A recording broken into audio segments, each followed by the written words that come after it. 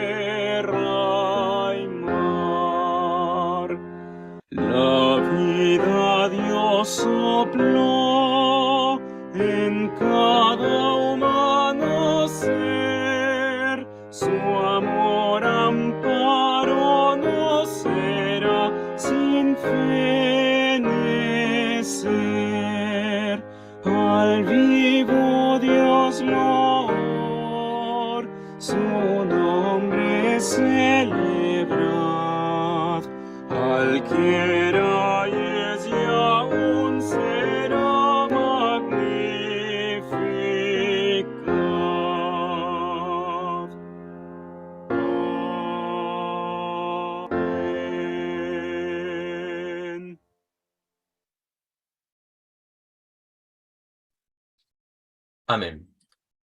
Voy a dar paso a la lectura bíblica que la trae nuestro hermano Jeremías Paredes, de la Iglesia Metodista Independiente. Así dice la palabra del Señor, dando gracias al Padre que nos hizo aptos para participar de la suerte de los santos en luz, que nos ha librado de las potestades de las tinieblas y trasladado al reino de su amado Hijo, en el cual tenemos redención por su sangre, la remisión de pecados, el cual es la imagen del Dios invisible, el primogénito de toda criatura, porque por él fueron criadas todas las cosas que están en los cielos y que están en la tierra, visibles e invisibles, sean tronos, sean dominios, sean principados, sean potestades, todo fue criado por él y para él. Y él es antes de todas las cosas, y por él todas las cosas subsisten.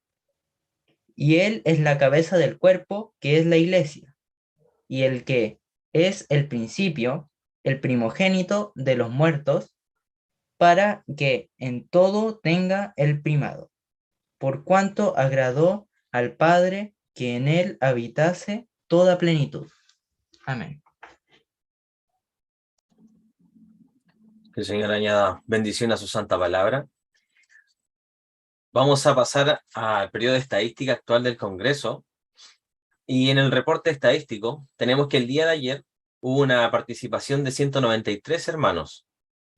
El día de hoy, en la asistencia de este día sábado, 23 de julio, en la mañana tuvimos una asistencia o un pic de 108 hermanos conectados, ¿cierto? A través de las plataformas que estamos transmitiendo, ¿cierto? Gracias a los hermanos de Radio Castillo Fuerte, también por el Facebook de SG. Damos gracias al Señor porque permite que muchos hermanos se conecten y puedan escuchar los temas que son de sumo interés para el Hijo de Dios. Roguemos al Señor para que más hermanos se conecten, que más jóvenes se sientan motivados a participar y que nosotros mismos seamos canal de difusión para los amigos, para los hermanos de nuestra iglesia, para que puedan ser parte de estos temas que propone la CGEP, ¿cierto? Damos gracias al Señor por la asistencia y porque nos permite gozarnos en estas actividades. A continuación, vamos a escuchar la alabanza del Corazón de Siervo de la Iglesia Metodista Independiente. Y posterior a ella también hay otra alabanza de la Iglesia Metodista Independiente.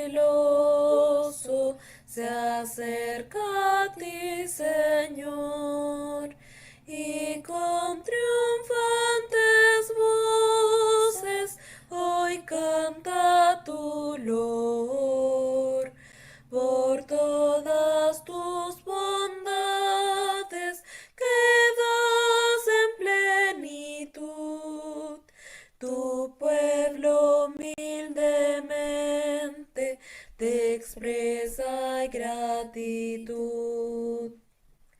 Aunque el humano nunca te pueda aquí palpar, empero con los tuyos has prometido estar.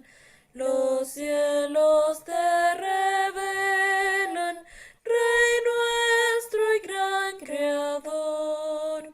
Sentimos tu presencia en nuestro ser, Señor. Oh Cristo, te adoramos, te damos nuestro amor. Oh, llena nuestras vidas de fuerza, fe y valor. Impártenos tu gracia, Rey célico e inmortal, que siempre te rindamos adoración leal.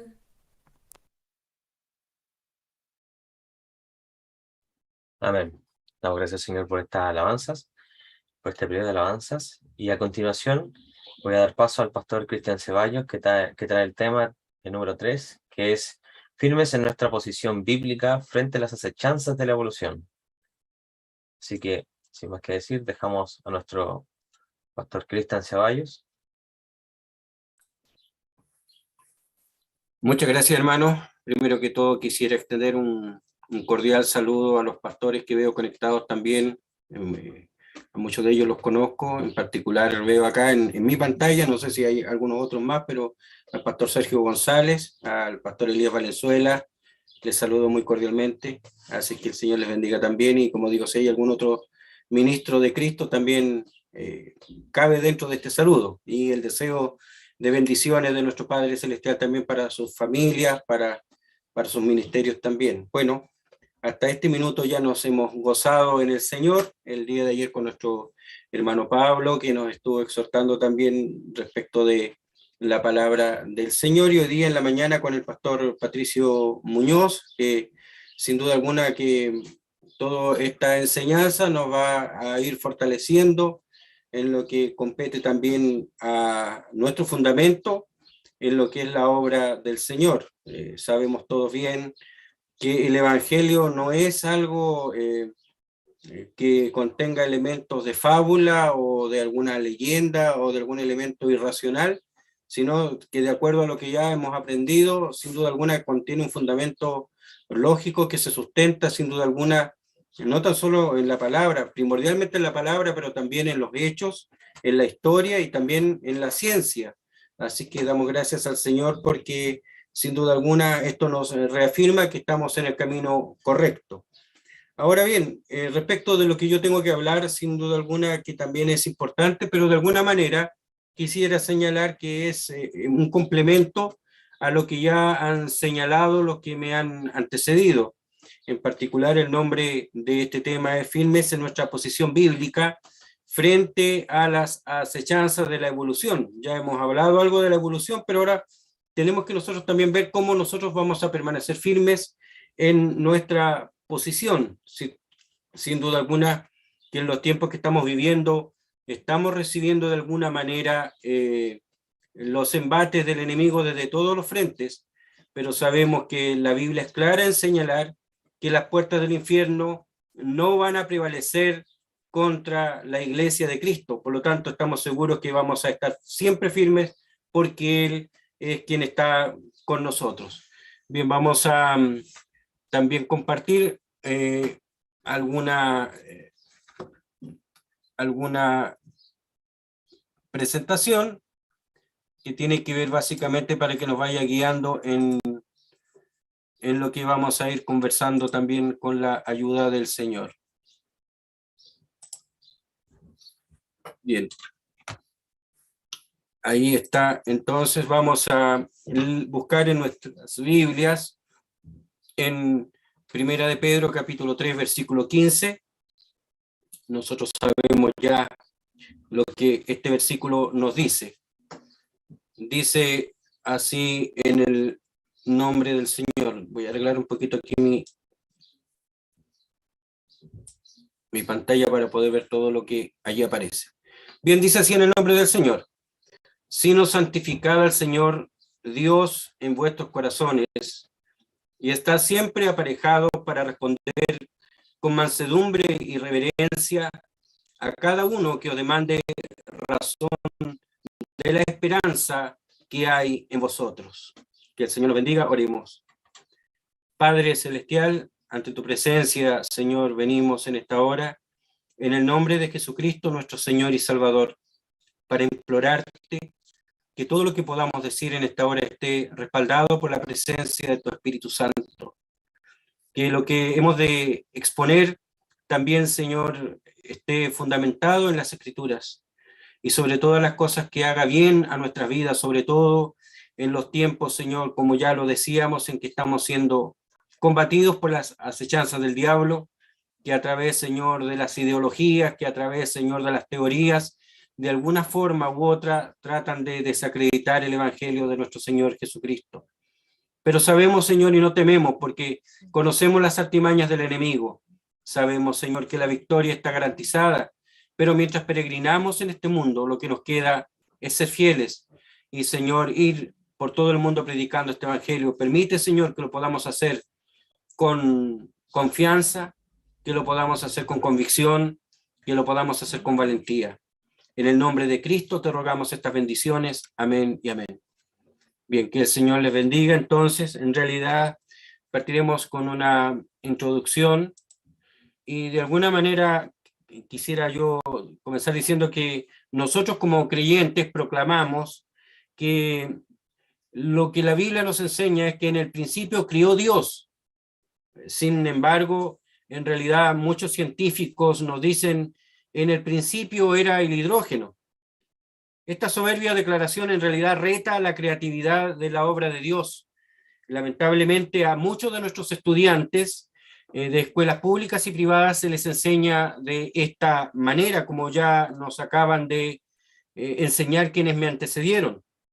En la primera frase del libro Cosmos de Carl Sagan, él declaró confiadamente y con letras mayúsculas que el cosmos es todo lo que hay, hubo y habrá.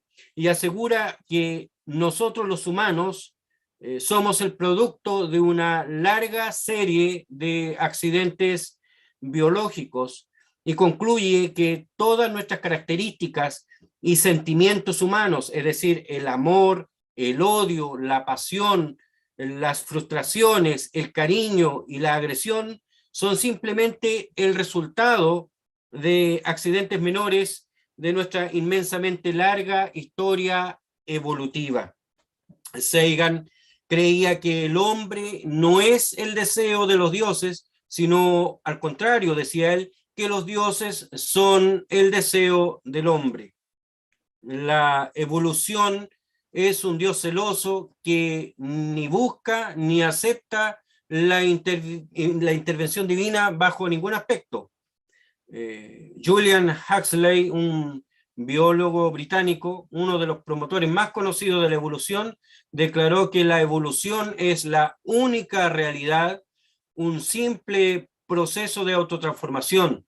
Desde este punto de vista, no puede haber nada superior o fuera de la evolución, y por tanto el origen de la religión es en sí misma meramente un accidente mínimo en la reciente historia evolutiva del universo. Lamentablemente, muchas de estas hipótesis han invadido el plano de lo religioso. En el año 1981, por ejemplo, teólogos y científicos se reunieron en el Instituto Tecnológico de Massachusetts, el MIT, bajo el auspicio de, adivinen quién, del Consejo Mundial de Iglesias, para discutir el tema ciencia, fe y el futuro.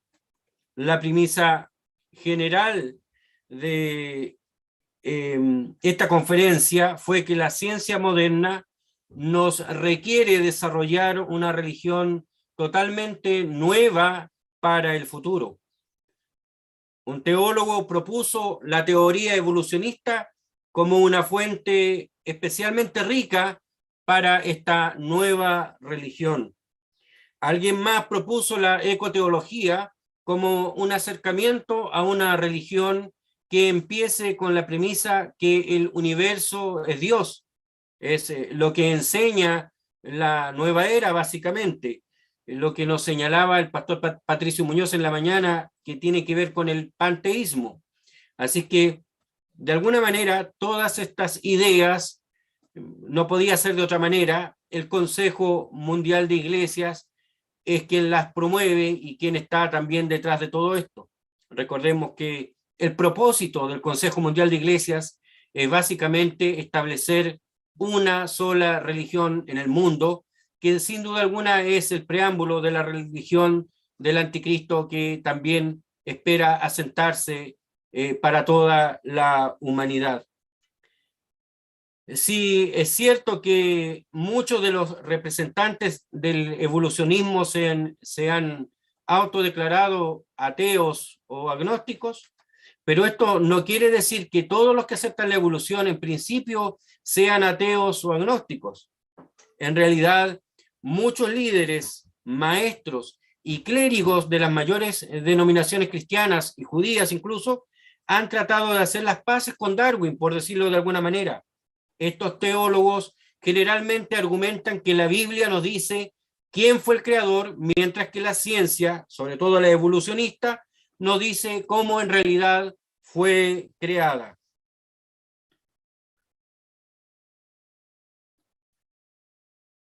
Hoy en día encontramos la doctrina evolucionista en todo lugar. Está incorporada en casi todas las mallas de cualquier nivel escolar, pero es común en materias que tienen que ver con ciencias sociales, historia y también en ciencias naturales. Fuera de los colegios, la evolución es fuertemente promovida en todos los medios e incluso lugares de entretención como parques, museos, centros de ciencia, zoológicos y otros. Sin embargo, a pesar de toda esta publicidad, existe gente convencida que la evolución no puede explicar la maravillosa complejidad que se aprecia en todo lo que Dios ha creado. Y aquí la razón por la cual hablar de este tema hoy día es de vital importancia. Como iglesias debemos estar preparados, tal como lo indica Pedro en su primera carta, para hacer frente a la creciente oposición que nos está presentando el mundo, y siendo más precisos, aún debemos estar firmes en nuestra posición bíblica frente a las acechanzas de la evolución. Abordaremos esta presentación bajo tres apartados.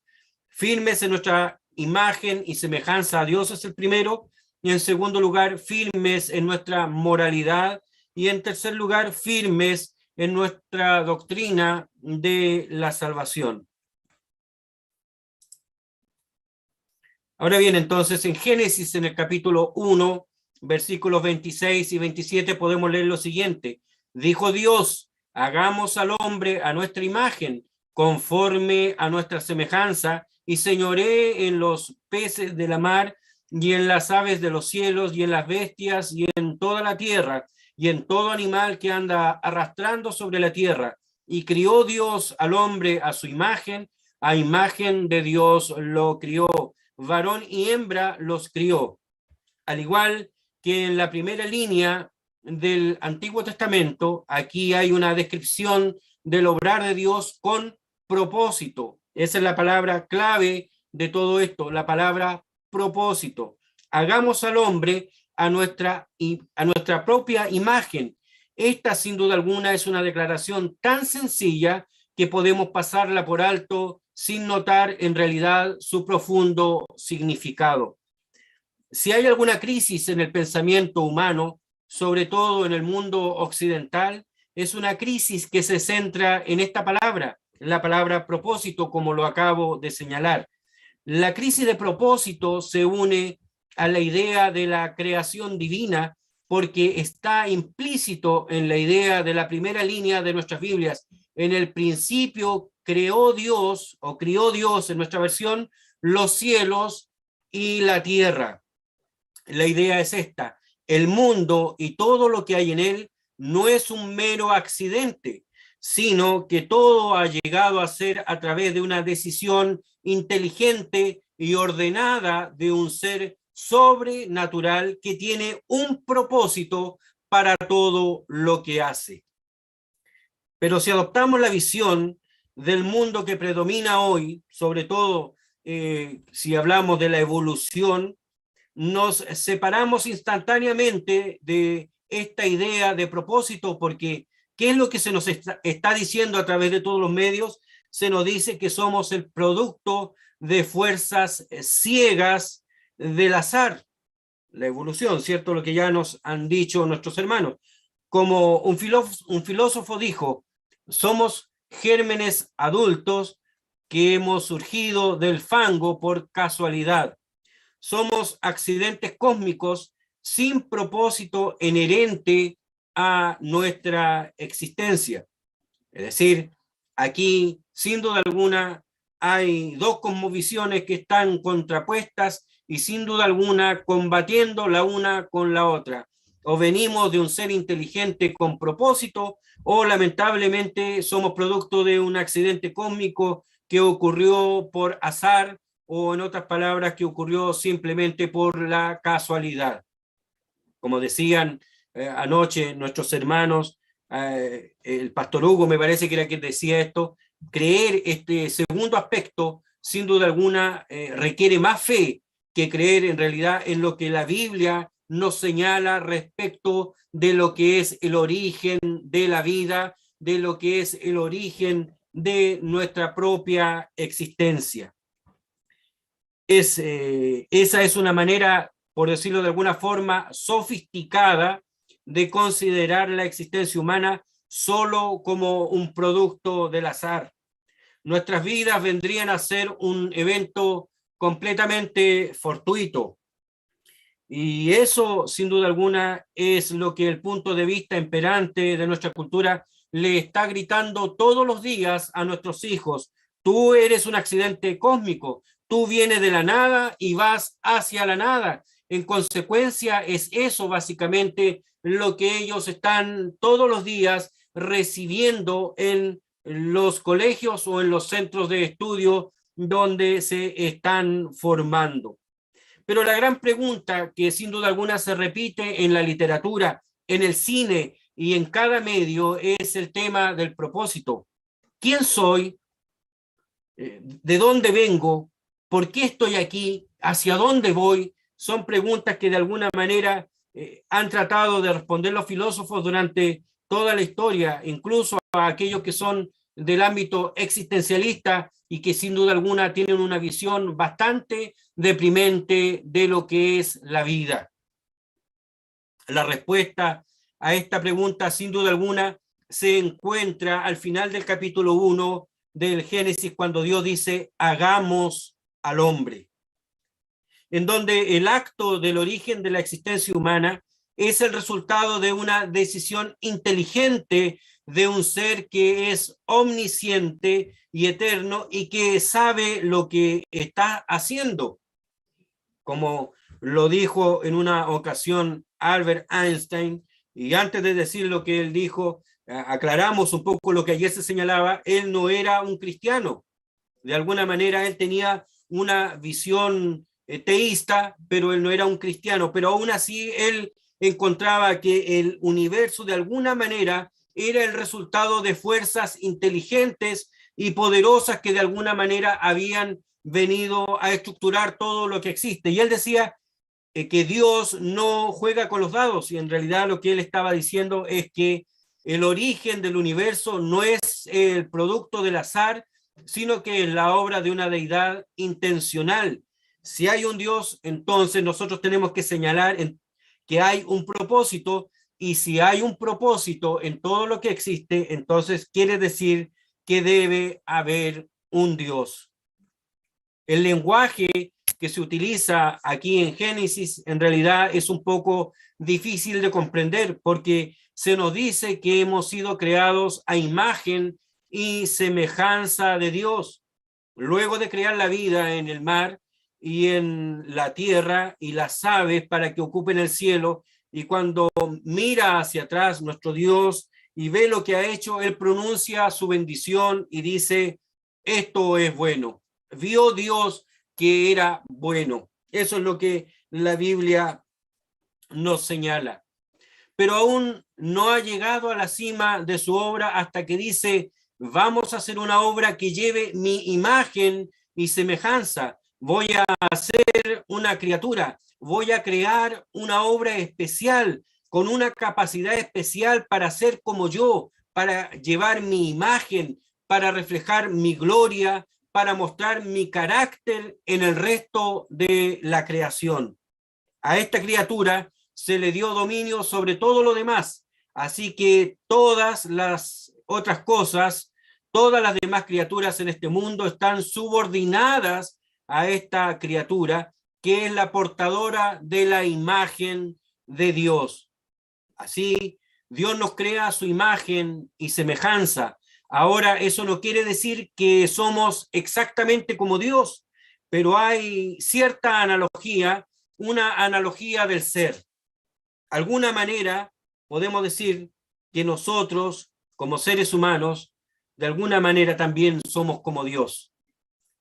Los filósofos y los teólogos han especulado en realidad durante siglos sobre qué implica esta idea de la imagen de Dios, y en general lo que se asume, que al menos parte de lo que significa ser a imagen de Dios, es que Dios es un ser inteligente, Él es omnisciente, Él piensa, Él está apercibido, Él es consciente. Ser hecho a imagen de Dios significa ser capaz de ser parte de este increíble fenómeno que llamamos pensar, reflexionar, decidir, aprender, conocer y razonar. No podemos pensar como Dios piensa, eso es obvio, como si tuviéramos nosotros omnisciencia o que seamos infinitos en nuestra perspectiva. Pero tenemos un punto de similitud, un punto de semejanza. No solo eso, sino que al ser creados a su imagen, también somos criaturas morales. Y sin duda alguna eso lo vamos a ver en el siguiente punto. Así, cuando Dios nos hace, Él no solo nos hace seres inteligentes, seres pensantes, seres racionales, sino que Él nos da una voluntad. Él nos da emociones para que podamos tomar decisiones y participar de acciones que son de tipo moral. Cuando Dios crea y hace criaturas a su imagen, las hace personas. Nosotros somos personas y entendemos, aunque no seamos capaces de articular filosóficamente lo que implica la personalidad y lo que esto involucra con precisión, sabemos lo que significa cuando escuchamos una palabra, es decir, tenemos entendimiento, sabemos sabemos que somos personas y todo lo que implica también el concepto de personalidad. Sin duda alguna que existe una diferencia abismal entre lo que es ser una persona y ser un animal. Pero la personalidad que Dios inicia u ordena en la creación no es unidimensional, no es unisexual, no es andrógina.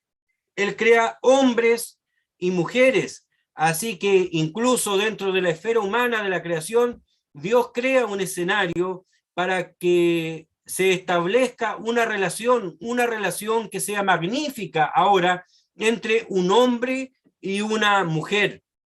Y Él capacita y dota a estas personas con una habilidad única para que reflejemos nada más y nada menos que la misma gloria de su nombre. Entonces, de alguna manera podemos nosotros entender que la evolución rebaja la dignidad humana, porque para los evolucionistas nosotros no somos más que animales. Sin embargo, la palabra del Señor nos da un estatus porque sin duda alguna existe un propósito, y el propósito general o el propósito esencial o primordial que nos mueve en nuestra vida básicamente es que nosotros reflejemos la gloria de Dios. Por esa razón es que tenemos que mantenernos firmes respecto de esta gran verdad, que nosotros llevamos en nuestro ser la imagen de nuestro Dios.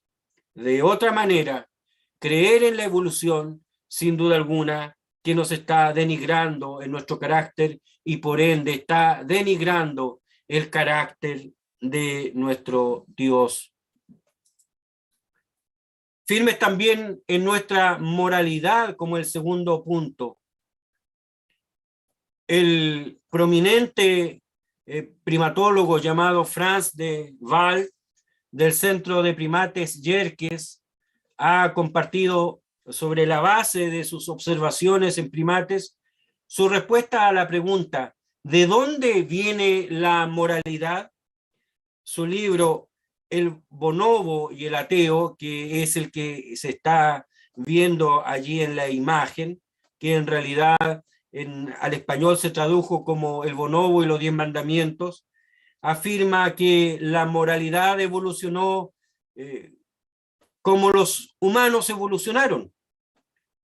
Él sostiene además que los seres humanos finalmente inventaron la religión para codificar un modelo para el comportamiento moral.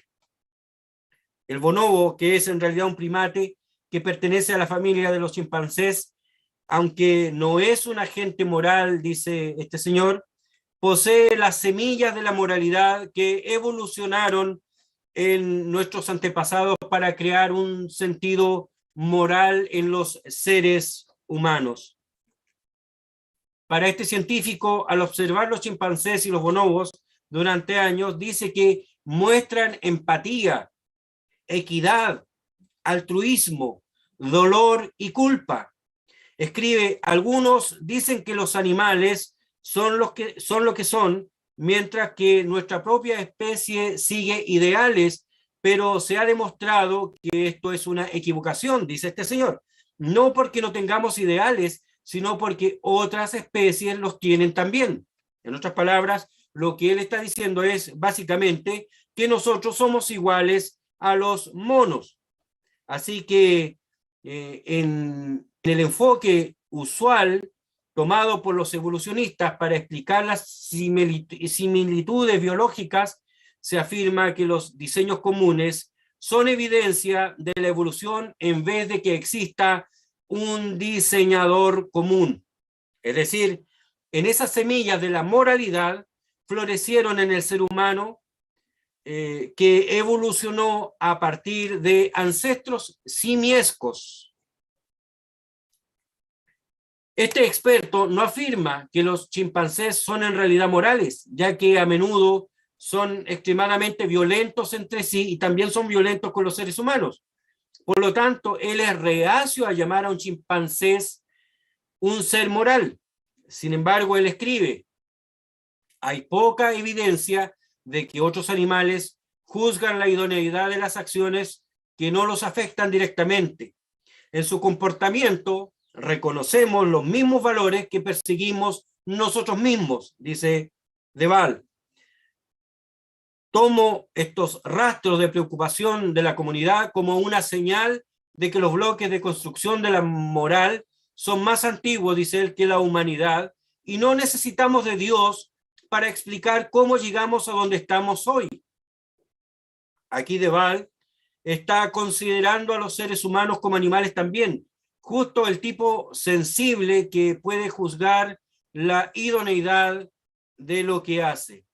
Este error, es decir, la opinión de que los seres humanos no son más que animales altamente evolucionados, es la raíz de la posición errónea de Waal y también de otros, entre comillas, pseudocientíficos. Porque como se decía en la mañana, en realidad la verdadera ciencia, bajo ningún concepto, termina negando la existencia de un Dios. Puede que incluso existan científicos que no crean, pero definitivamente no pueden desacreditar, no pueden negar la verdad abismante de la existencia de un ser inteligente que creó todas las cosas que existen, tanto las físicas como aquellas que están en el ámbito de lo intangible, como tiene que ver en la moralidad. Por lo general, los evolucionistas creen que el hecho de que existimos es una prueba autoevidente que provenimos de antepasados simples a través de un largo proceso de evolución de moléculas a hombres. Del mismo modo, el hecho de que los seres humanos tengan un sentido de juicio moral y normas de comportamiento moral se toma como evidencia a primera vista de que dicha moral es también un producto de la evolución. La cuestión para el evolucionista no es si la evolución ocurrió, sino en realidad rastrear sus pasos. Por lo tanto, como ateo y evolucionista de Val, está reflexionando sobre lo que vino primero, la moral o la creencia en Dios, pero nunca considera la posibilidad de que un creador real haya creado la moralidad y la vida y todo lo que en realidad ello implica. Podemos decir, en alguna medida, que la evolución atea y la moralidad estaban conectadas y que con el tiempo la inmoralidad crece a medida que las personas en realidad rechazan la palabra de Dios y aceptan la evolución. Lamentablemente, mientras más gente crea que la vida surgió por medio de procesos naturales, más gente creerá que la vida carece de sentido y que no tendrá ningún propósito.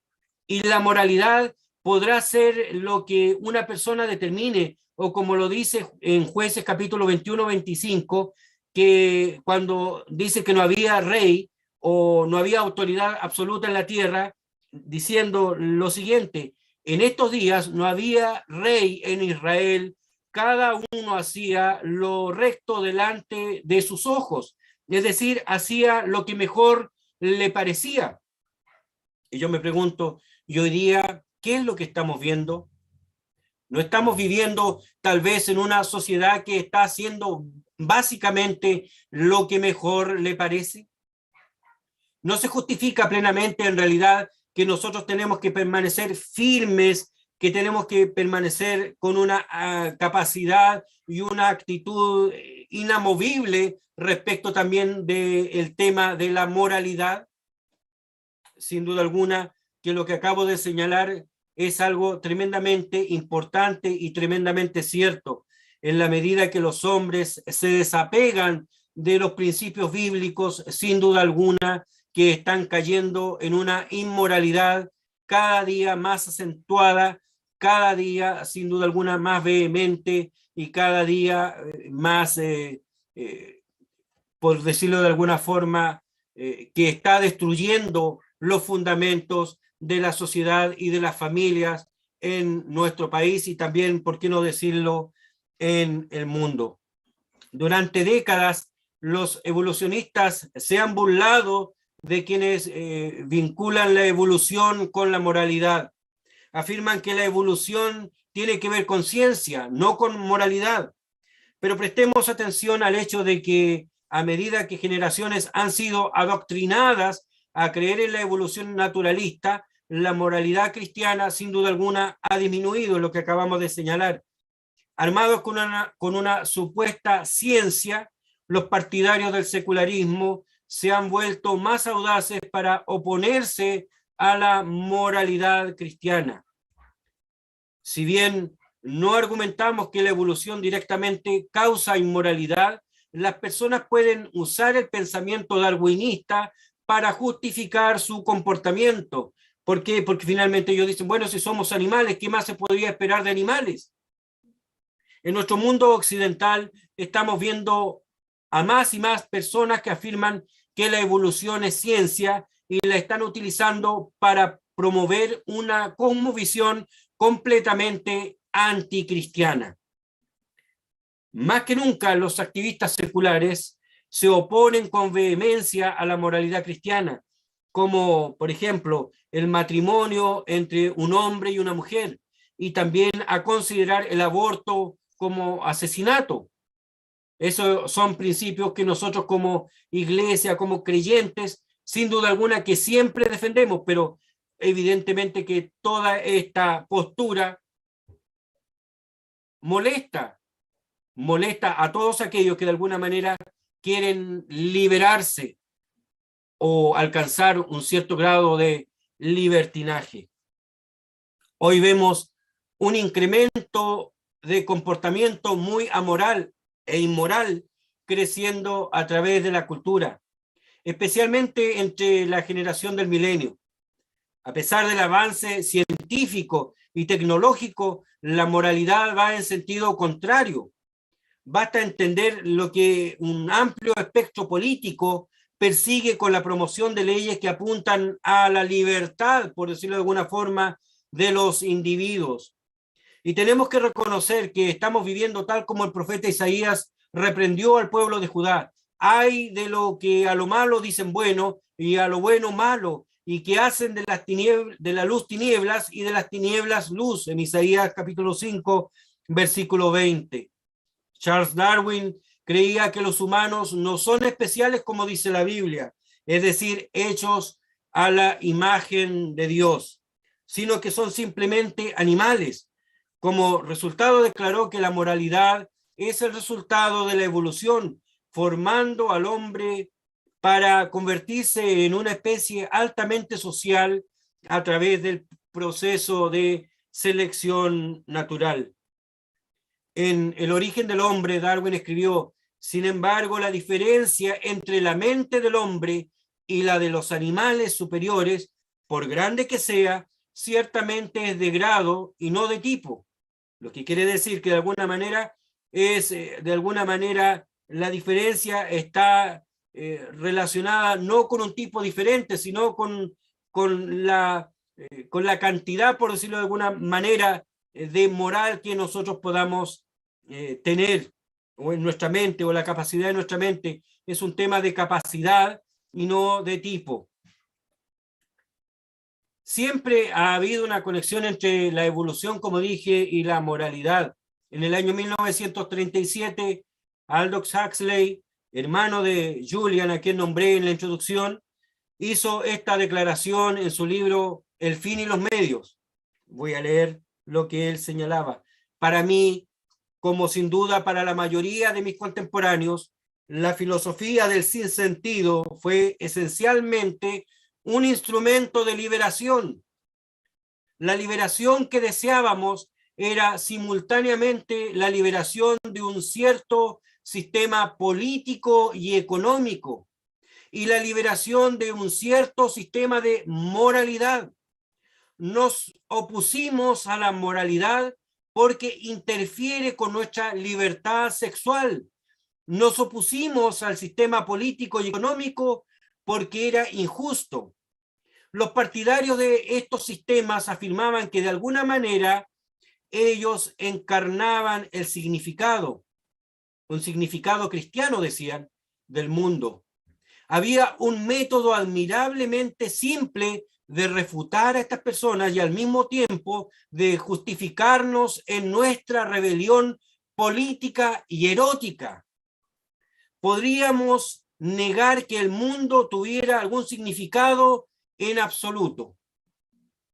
Eso era lo que decía este señor escritor de apellido Huxley. Y ahora bien, ¿no le parece familiar esta afirmación? ¿No le parece familiar con lo que es la discusión del momento en nuestra sociedad? Sin duda alguna que esta idea, la idea antigua, sin duda alguna es lo que el diablo ha estado sembrando en las conciencias y en la mente de las personas. Por eso que el apóstol Pablo señalaba, él escribiendo a los Corintios, que nosotros antes de conocer la verdad servíamos al príncipe de la potestad del aire, el cual dice también que tenía cauterizada la conciencia y de alguna manera nos tenía atrapados en nuestros pensamientos. Sin duda alguna que esto también nos lleva a pensar de que la lucha que hoy día estamos enfrentando contra las huestes del maligno se están desarrollando al nivel de la mente. Tenemos que cuidar nuestra mente, por eso que el apóstol Pablo escribía a los filipenses: todo lo honesto, todo lo justo, todo lo puro, si hay virtud alguna, si alguna alabanza, decía él, y otras cosas más, en esto, ¿qué cosa? En esto pensad. Sin duda alguna que el diablo quiere atrapar nuestra mente, y es esto precisamente lo que hoy día estamos enfrentando también con esta ideología, con esta forma, por decirlo, marxista o progresista, que un sector de la política nos está intentando también promover. Así es que por esa razón es importante que entendamos que nuestros principios morales, sin duda alguna, vienen de nuestro Creador. Con frecuencia hemos dicho que esta lucha de cosmovisión es, en definitiva, una que comenzó en el huerto del Edén hace más de 6.000 años. Es una batalla entre la palabra de Dios y la palabra del hombre. De acuerdo a lo dicho, entonces, estos valores arraigados han estado presentes en los seres humanos desde que Dios creó a nuestros primeros padres, pero no porque la moralidad haya evolucionado, en absoluto. Por el contrario, Dios creó a Adán y Eva a su imagen, lo que estábamos señalando recién, tanto con una comprensión de lo que era bueno, como con la elección de obedecer a su creador o rebelarse contra él. Los seres humanos no han perdido ese sentido de lo correcto y lo incorrecto, y solemos llamar a ese sentido conciencia. Romanos capítulo 2 explica cómo las normas morales que las personas tienden a imponer a los demás demuestran que tienen un concepto del bien y el mal, de lo cual son responsables, y que la norma moral proviene de la ley de Dios que se expresa en los 10 mandamientos en Éxodo 20 y escrita en cada corazón humano, como dice allí, ya lo señalé en Romanos 2, capítulos 14 al 16. Pero nuestra propensión a ignorar nuestra conciencia y el pecado deja nuestro sentido moral, nuestra conciencia estropeada, a veces incluso cauterizada, como dice Primera Timoteo capítulo 4, versículo 2, y Romanos 1 del 18 al 28 indica cómo el proceso de rebelión pecaminosa endurece los corazones de las personas contra la moral piadosa. Nuestra naturaleza pecaminosa y nuestra empeñada percepción del bien y del mal hacen de nuestra conciencia una guía imperfecta a la moralidad. Por lo tanto, necesitamos la palabra de Dios para conocer verdaderamente la norma autoritativa de Dios, por la cual cada uno de nuestras conciencias, sin duda alguna, es juzgada. Como nuestro Creador, únicamente Dios tiene esa autoridad moral. Si la naturaleza de los animales o el condicionamiento impuesto por la interacción con los seres humanos produce conductas que podemos etiquetar en términos humanos, debemos recordar que las interpretaciones abstractas son solamente nuestras y no demuestran nada del estatus moral de los animales. Tampoco esos comportamientos animales que imitan la moral prueban nada acerca de nuestros orígenes morales. Si queremos saber por qué tenemos una conciencia, un sentido moral, entonces solo tenemos que mirar el relato de un testigo de nuestros orígenes proporcionados por nuestro Creador. Y si queremos saber si existe un estándar universal de la moralidad, debemos entender que el Creador de todas las personas nos proporciona un único criterio de norma de autoridad moral en la Biblia, como dice Miqueas capítulo 6, versículo 8. Oh hombre, Él te ha declarado que sea lo bueno y que te pida de ti Jehová solamente hacer juicio y amar misericordia y humillarte para andar con tu Dios.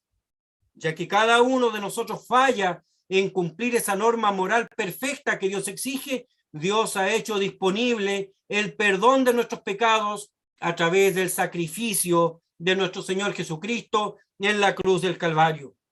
Entonces, la única manera de ganar finalmente esta lucha es que las personas sean redimidas por la sangre del Cordero, sabiendo que habéis sido rescatados de vuestra vana conversación, la cual recibisteis de vuestros padres, no con cosas corruptibles como oro o plata, sino con la sangre preciosa de Cristo, como de un cordero sin mancha y sin contaminación, ya ordenado de antes de la fundación del mundo, pero manifestado en los postrimeros tiempos por amor a vosotros. Entonces, sin duda alguna, que la moralidad no es producto de la evolución. Dios nos ha hecho seres morales, de modo que tengamos, sin duda alguna, noción de lo que es bueno y de lo que no agrada a nuestro Dios. Para los evolucionistas, ellos ven que cualquier animal tiene cierto grado de moralidad, pero sin duda alguna que eso no corresponde a la realidad. Muchas veces los animales actúan por imitación, pero no porque haya en ellos un sentido de moralidad. Bien, vamos al último punto, que va a ser un poco más breve que lo que ya hemos señalado, porque si hay algo que en realidad nosotros tenemos claros es la doctrina de nuestra salvación. Y en realidad, básicamente es que analicemos algunas preguntas que de alguna manera tendrían que llevarnos a la conclusión de que la evolución, como ya decía el pastor Patricio Muñoz en la mañana, es algo que no se condice o que es completamente contrapuesto a lo que es la doctrina de la salvación. En realidad, si nos hacemos la primera pregunta, ¿quién fue la primera persona a quien Dios le prometió la salvación? Sin duda alguna que para la mayoría de los cristianos creyentes en la Biblia, la respuesta es muy simple, ¿cierto? Nosotros sabemos a quién Dios le prometió la salvación, pero no así para quienes se denominan cristianos evolucionistas. Los evolucionistas dicen que las especies se desarrollaron a través de las edades, que ocurrieron cambios progresivos que finalmente produjeron a los seres humanos modernos. Si ocurrió realmente la evolución y los seres humanos evolucionaron a partir de formas de vida inferiores, entonces nos planteamos las siguientes preguntas. ¿Se produjo un corte en el tiempo entre los homínidos y los seres humanos cuando Dios comenzó a considerarlos responsables de sus acciones? ¿Salvó Dios a los primeros seres humanos hace 500.000 de años, pero no a las criaturas semejantes a los simios hace 1.000.000 de años?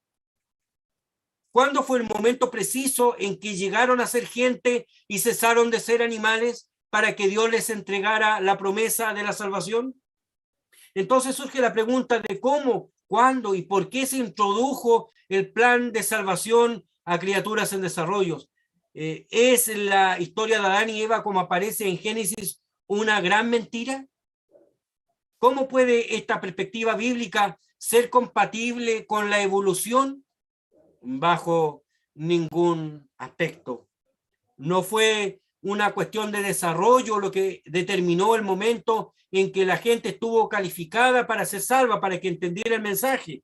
Existió sin duda alguna una pareja de seres creados que fueron puestos allí en el huerto del Edén, llamados Adán y Eva, que ellos no necesitaban salvación, pero que producto de la desobediencia a nuestro Dios, finalmente Dios les promete a ellos la salvación.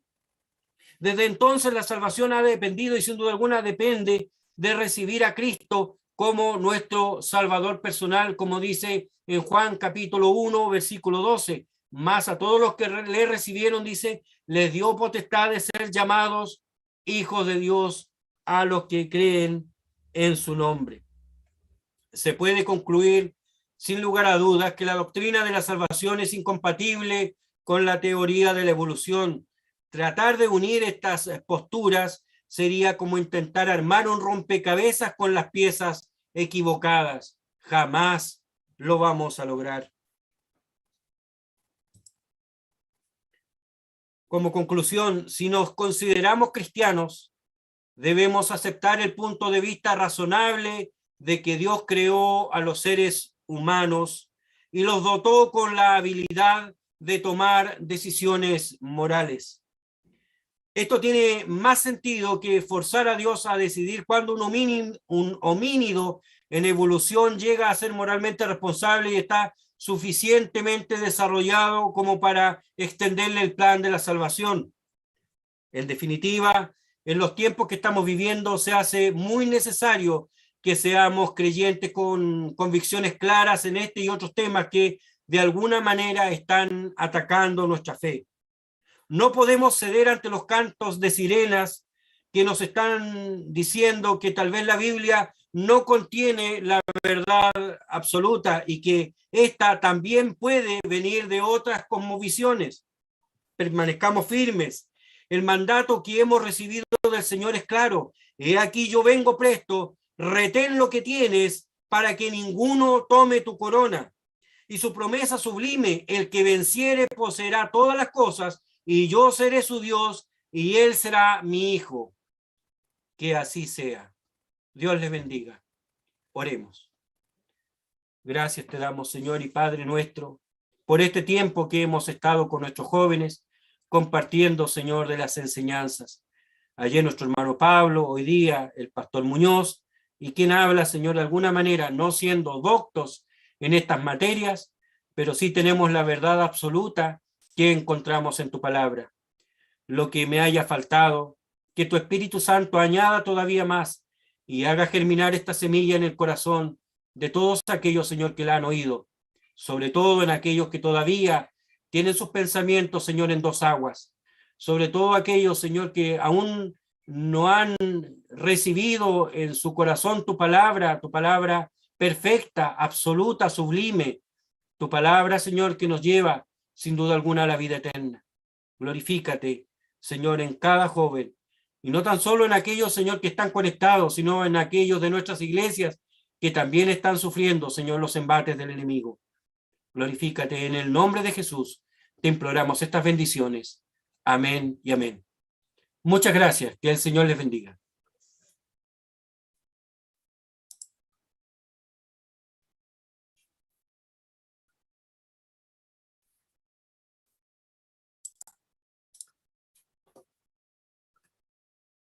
Voy a ver cómo me desconecto acá.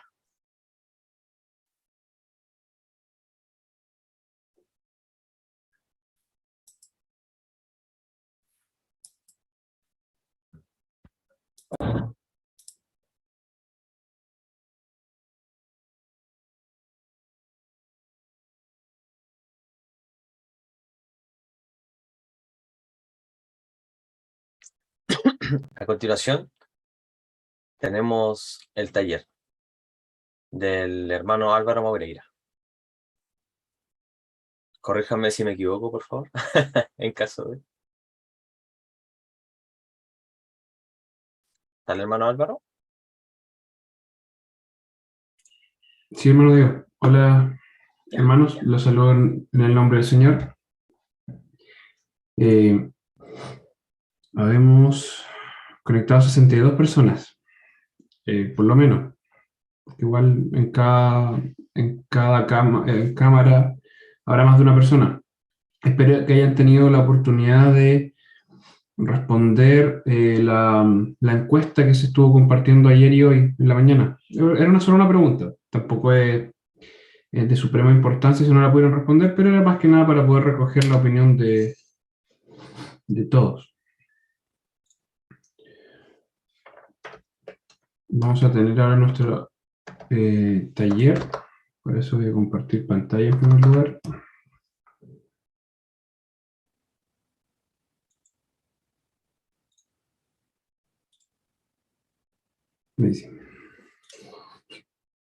Ya, para poder tener este taller, sí, les voy a pedir a, a todos, la verdad, saber si pueden participar del taller activamente. Lo que pasa es que vamos a ocupar, Dios mediante, salas. Más adelante en el taller voy a enviar a todos los presentes a distintas salas para que ahí puedan conversar y puedan llevar a cabo el taller, pero grupos más pequeños. Entonces mi idea no es que se generen grupos donde estén todos activos y otro donde, como no están con cámara, coincida que nadie va a hablar porque justo no hay nadie, porque lo dejaron conectado, pero en realidad nadie va a participar. Entonces,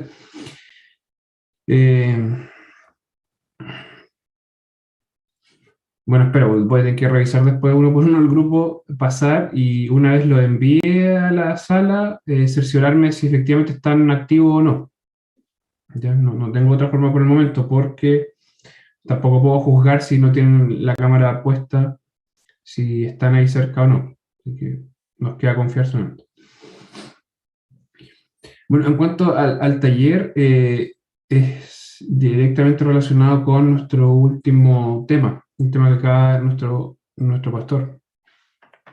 Pero antes de llegar allá, quiero partir de una base, o sea, irme más lejos del tema como tal, firme nuestra posición bíblica contra la teoría de las chances de la evolución, sino que irnos básicamente a nuestra condición de jóvenes. ¿Sabían ustedes que según diversos estudios, que obviamente no están directamente aplicados sobre la realidad de nuestras iglesias? Este no es un estudio directo que se haya aplicado sobre nuestras iglesias aliancista, metodista, presbiteriana de Chile, pero igual tiene cierta representatividad, entonces nos sirve para tener una idea. Estos diversos estudios nos dicen que entre el 70 y el 75% de los jóvenes que crecen en la iglesia, o sea, que iban desde pequeños o llevan varios años, el 70 y 75% de ellos, al llegar al momento de salir del colegio, o sea, al terminar la educación media, abandonan la iglesia. Podríamos decir, según esto, bueno, podemos juzgar qué tan representativo es, finalmente, bueno, en mi iglesia no es tan así, es más o es menos, pero hablemos en términos generales. Por cada 4 niños o adolescentes que llegan a los 18 años, de cada 4, 3 abandonan la iglesia. Muchísimo. Muchísimo. Y la pregunta que obviamente nos hacemos, y es la que rondaba en la encuesta que compartimos ayer y hoy día en la mañana con ustedes, es ¿por qué? ¿Por qué sucede esto? Es un número, es un porcentaje que no podemos obviar. Lamentablemente 3 de cada 4 es tanto que es necesario y urgente hacer frente, que yo sé que las iglesias lo han hecho, pero como jóvenes fundamentalistas debemos hacer. Si se fijan ustedes, tenemos una de las oportunidades más sencillas de poder asistir al congreso que hemos tenido nunca, que es simplemente ingresar a un link. Literalmente los que están con cámara apagada podrían estar en cualquier parte. Podrían ir en la micro, podrían estar caminando en el mall, y aún así estar conectados. Nadie tuvo que juntar interesados para poder arrendar un bus y tener que, durante la madrugada, viajar varias horas para llegar al congreso. Nadie tuvo que hacer eso, simplemente ingresaron a un link. Y con todo eso hay 56 personas conectadas. Y estamos hablando de toda la iglesia presbiteriana fundamentalista, toda la iglesia aliancista fundamentalista y toda la metodista independiente fundamentalista. Con todo eso, la oportunidad que teníamos de oro de reunirnos de una manera tan fácil conectándonos a un link, solamente tenemos 56. ¿A qué quiero llegar con esto? Que igual la representatividad de este estudio, 3 de cada 4, no es tan lejano a la realidad. Entonces tenemos que cuestionarnos urgentemente por qué. Y a raíz de la encuesta que compartimos, las respuestas variaban. Muchos confundieron los síntomas con las causas. En cuanto a los síntomas que me enviaron, la pregunta era, ¿por qué? ¿Por qué 3 de cada 4 abandonan al salir del colegio? O al pasar 1 o 2 años, en este lapso entre que salen de cuarto medio y hacen algo, ya sea trabajar o estudiar, es 1 o 2 años después de salir de cuarto medio. Y las respuestas básicamente decían que era por falta de interés en Dios, un deseo de, entre comillas, conocer el mundo, por falta de tiempo, porque las prioridades cambiaban, porque al final se metían en muchas actividades que no le permitían seguir participando con tanta regularidad como lo hacían antes cuando eran más pequeños, etc. Todas estas cosas yo las aglomeré porque finalmente no son causas, sino que son síntomas. Ya son cosas que se revelan, no son las causas reales. O sea, un joven no abandona la iglesia, donde quizás es un atrevimiento muy grande juzgar y decir abandonó a Dios. Eso ya es mucho más personal, requiere un juicio mucho más fino. Pero por lo menos visiblemente abandona la iglesia visible. Por falta de tiempo. Uno dice, no es falta de tiempo. Es una persona que realmente ama al Señor con todo su tiempo. Entonces el tiempo no le va a faltar para el Señor. El tiempo le va a faltar para otras cosas, pero nunca para el Señor. Entonces son síntomas. No podemos decir que estas son causas. Pero igual muchas de las respuestas que ustedes mismos enviaron sobre por qué razón 3 de cada 4 jóvenes abandonan la iglesia al cumplir los 18, enviaron causas. Y dentro de esas causas podríamos señalar las siguientes. En primer lugar, un mal entendimiento del Evangelio. Muchas respuestas iban relacionadas a esto. Haber entendido mal el Evangelio, haber creído en un falso evangelio, haber tenido una concepción de Jesús no bíblica, creer en Dios a su manera, etc. O sea, las respuestas rondaban a la idea de una persona que nunca fue salva. O sea, un evangelio que nunca, como la parábola del sembrador, nunca se arraigó bien en la tierra. ¿Ya?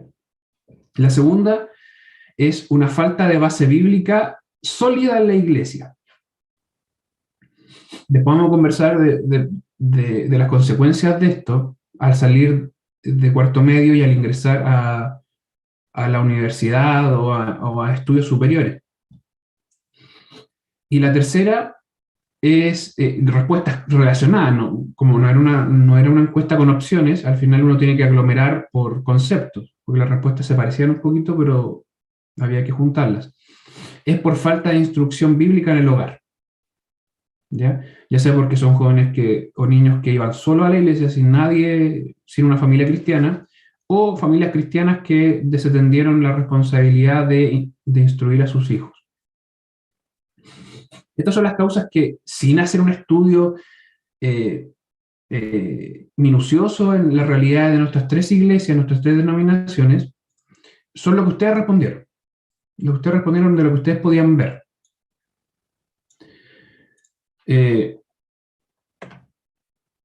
La respuesta entonces a la que llegamos con esto es que los jóvenes no estamos preparados para lo que se nos viene al salir de cuarto medio. Podemos conversar largamente sobre lo compleja que está la educación ahora, el tema del derecho preferente de los padres para poder elegir la educación, es decir, esta línea peligrosa que está después de cuarto medio, al parecer está retrocediendo cada vez más, donde al final como jóvenes ni siquiera estamos preparados para la educación pública, no estamos preparados para la educación laica o humanista. Pero actualmente la gran línea divisoria está en cuarto medio, donde al final, de una u otra manera, el cristianismo falso o el cristianismo livianito logra escudarse o esconderse hasta cuarto medio. Pero generalmente, por regla general, al salir de cuarto medio se caen las caretas, se caen estas apariencias y se hace mucho más difícil sostener un cristianismo que nunca tuvo buena base. Entonces, en estricto rigor, los niños y adolescentes que crecemos en la iglesia no estamos preparados para lo que se nos viene después de cuarto medio. ¿Por qué? Porque hay un ecosistema amplísimo de estudios serios. Después vamos a hacer la comparación con la iglesia, pero en el mundo la educación es seria, la educación es profesional. Hay una serie de conocimientos, ramas del conocimiento humano, ciencias que están al servicio del humanismo, no de la iglesia.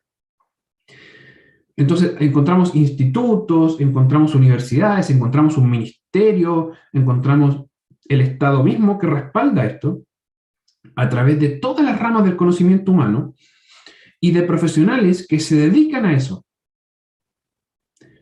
Entonces, ¿cuál es el servicio que prestan estas tres entidades que juntas construyen la educación? A entregarnos el conocimiento humano, que parte desde su concepción, quitando la gloria al Dios verdadero, sino que adorando antes a las criaturas antes que al Creador. Bueno, esto nosotros lo sabemos como cristianos. Para ellos esto no es así, sino que ellos entregan educación laica, educación humanista, lo más objetiva posible, así lo ven ellos. Pero en su afán de entregar esta educación objetiva, lo que hacen finalmente es arrastrarnos, es tener un afán de arrastrarnos fuera del cristianismo. De todo esa poquita semilla que pudo haber quedado, arrancarla.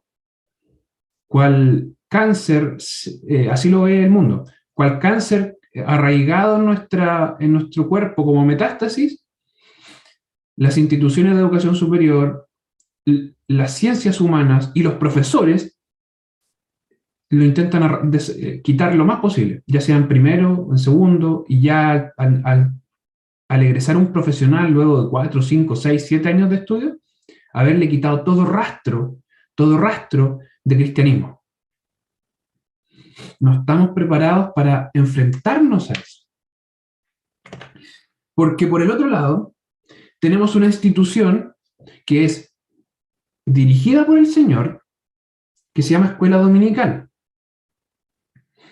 Se puede llamar de muchas formas, escuela bíblica, pero es básicamente la institución que ocurre los domingos en la mañana o en distintos horarios, no sé la realidad de toda la iglesia representada acá, pero que está pensada para los niños, donde finalmente con todo el amor del mundo hacia el Señor, hermanos y hermanas dan de su tiempo para poder enseñar a niños, adolescentes y jóvenes. La institución que por lo menos los presbiterianos le llamamos escuela dominical. Esta representa la institución de mayor asistencia dentro de la iglesia. Pero finalmente está pensado para niños. Podríamos decir en palabras del apóstol Pablo y el mismo apóstol Pedro, que esto es leche. Es una institución encargada de dar los fundamentos, de dar la necesaria nutrición para comenzar la carrera cristiana.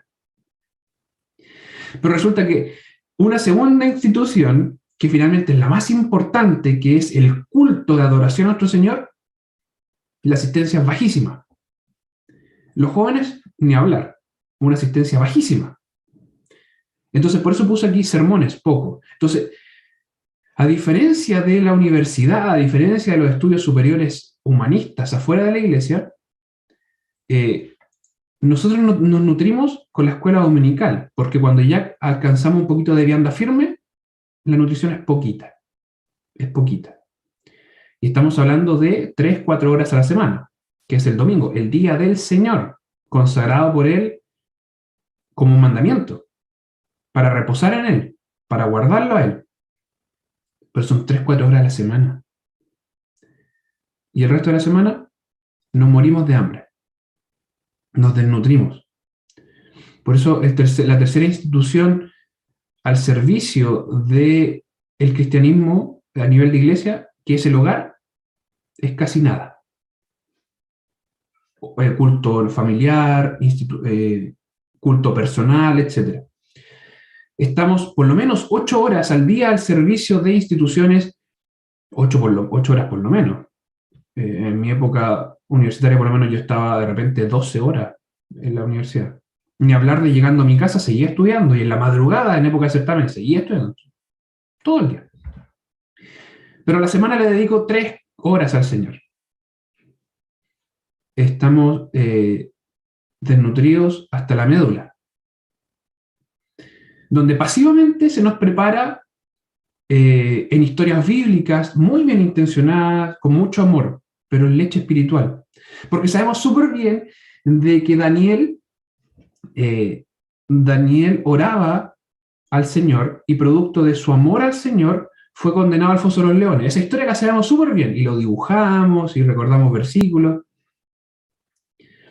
Pero llegamos a los estudios superiores y nunca supimos conectar esto con la realidad al decir, no, Daniel tenía un trabajo público, pero por amor al Señor, aún trabajando para un estado pagano, laico, Daniel decidió desobedecer, incluso poniendo en riesgo su muerte, su vida. Daniel daba por hecho que iba a morir. Y desobedeció civilmente porque, al igual que los apóstoles, él sabía de que era necesario servir primero al Señor antes que a los hombres. Entonces nosotros salimos de cuarto medio con la idea de un Daniel que oraba y que fue al foso de los leones. Eso nos quedó, esa historia. Pero nunca logramos conectarlo con la realidad espiritual de la obediencia al Señor antes que los hombres en todo ámbito, incluso poniendo en riesgo nuestra vida. Pero llegamos a la universidad y ellos sí profesionalmente saben cómo sistematizar el conocimiento. En la universidad no vamos a dibujar, no vamos a memorizar versículos simplemente, sino que vamos a sistematizar con libros y libros y asignaturas de humanismo tras humanismo tras humanismo. Y para eso, solamente dibujando la historia de Noé, dibujando la historia de Moisés, no estamos preparados para combatir contra eso. Y generación tras generación los jóvenes van cayendo y van cayendo, van cayendo. Porque tenemos un desorden en nuestra aproximación. Y aquí me acerco ya un poquito a lo que es el tema de hoy. Combaten en el mundo día a día 2 aproximaciones distintas. El conocimiento humano, el humanismo. Cualquier ciencia humana que no da la gloria de vida a su creador. Por eso digo despectivamente el humanismo. Es decir, cualquier fase y ámbito del conocimiento humano que no da la gloria de vida al creador. Ese es el humanismo. Lo que rige nuestro sistema educativo totalmente. Bueno, nuestro sistema educativo, nuestro sistema laboral, nuestro sistema de salud, etcétera, etcétera. Toda la vida de un sistema laico se rige a esto, poniendo el centro a la creación antes que el creador. Y por otro lado, está la Biblia, está Cristo, la gloria de Dios. Jehová, nuestro Dios, Jehová uno es. Y la amaremos con todo nuestro corazón, nuestra alma, nuestras fuerzas. Estas 2 combaten. Y en la mente del joven, así combaten. El fundamentalismo, hermano, nació para combatir el error de estas, ¿a cuál vamos primero? Porque la iglesia, el joven cuando llega a la universidad, cuando llega a un estudio superior, o cuando va a trabajar, a lo que voy es cuando ya sale de este ecosistema protegido de colegio más bien infantil, sino que ya sale al mundo difícil, donde ya el cristianismo no puede seguir una vida paralela, sino que o eres cristiano o eres mundano, ya no existe esto de adorar a 2 dioses al mismo tiempo. Nosotros compatibilizamos y decimos, ya voy desde el conocimiento humano a la Biblia. Me aproximo así, parto desde el conocimiento humano y desde ahí voy a la Biblia. Hermanos, así nació el fundamentalismo cristiano como lo conocemos nosotros. Porque muchos cristianos quisieron hacer esto, decir, la Biblia la voy a entender partiendo desde la ciencia, partiendo desde el humanismo.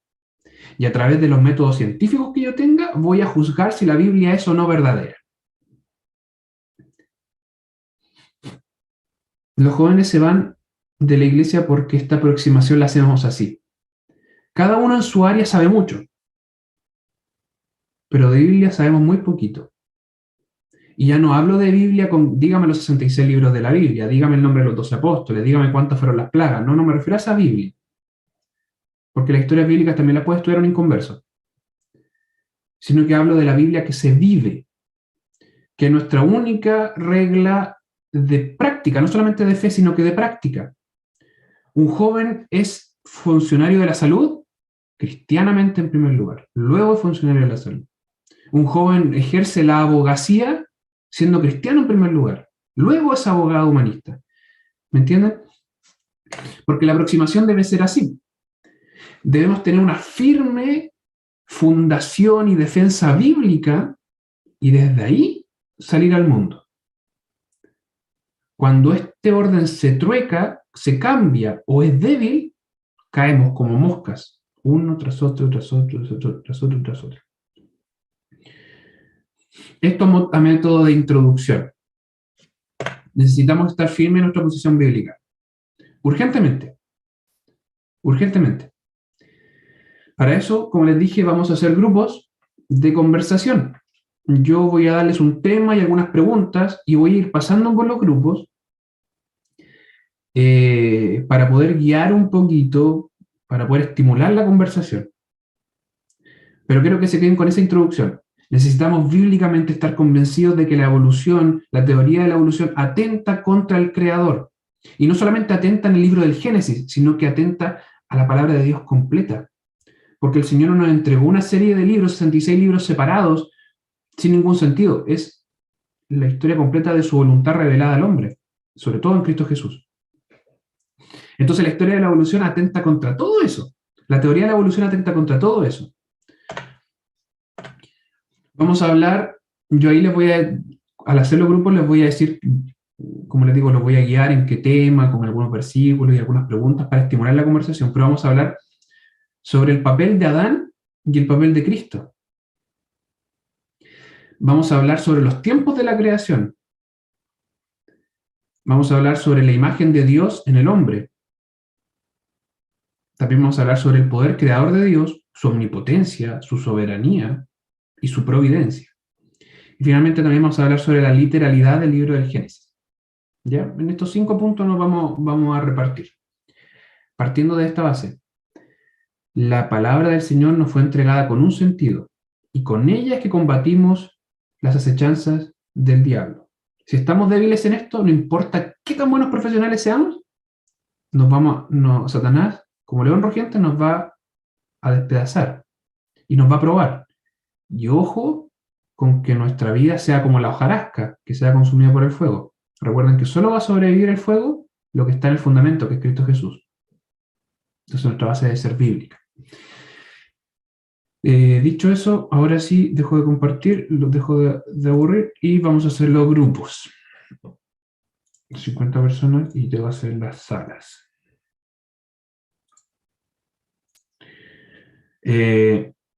Vamos a crear, somos 50 personas, quitando radio, televisión, Castillo Fuerte y una que otra, somos como 48 personas. 48 cámaras por lo menos. Vamos a crear 5 salas, tal cual. Y vamos a asignarlas automáticamente. Yo espero que de las 50 personas, 51 personas conectadas ahora, todas puedan participar y no llegar yo después en un grupo y darme cuenta que hay 10 cámaras cerradas y nadie habla porque son 10 personas que dejaron el celular ahí y están tomando 11 o van manejando. ¿Ya? Así que yo una vez apretado aquí crear, ustedes van a salir de acá y solitos, ustedes no hagan nada, solitos van a ser adjudicados a una sala de reuniones. Ahí aprovechen de saludarse.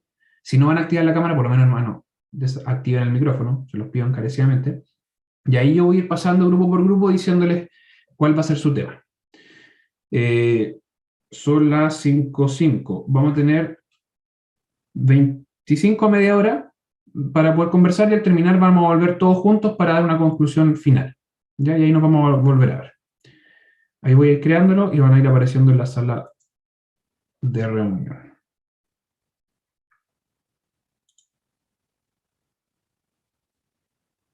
Y ahí ustedes tienen que apretar sobre su pantalla, creo, algo como, se le está invitando a una sala nueva. Ustedes tienen que aceptar solamente.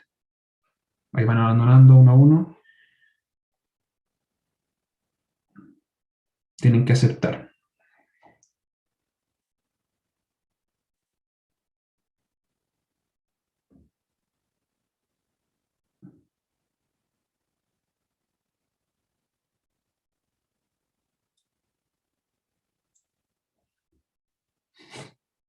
Todavía tengo 19 personas acá en la sala que o no están cerca del computador, pero necesito que vayan a las salas, porque si quedan acá no van a participar. Yo asumo que estaban lejos del computador.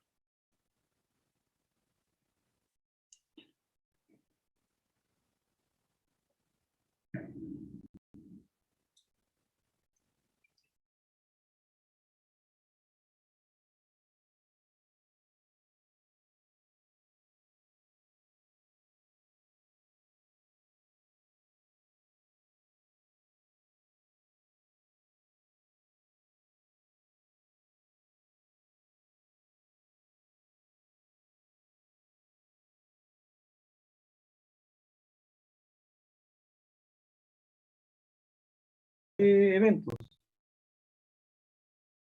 Cuando tenemos las actividades y así se para el tiro grupo de niños.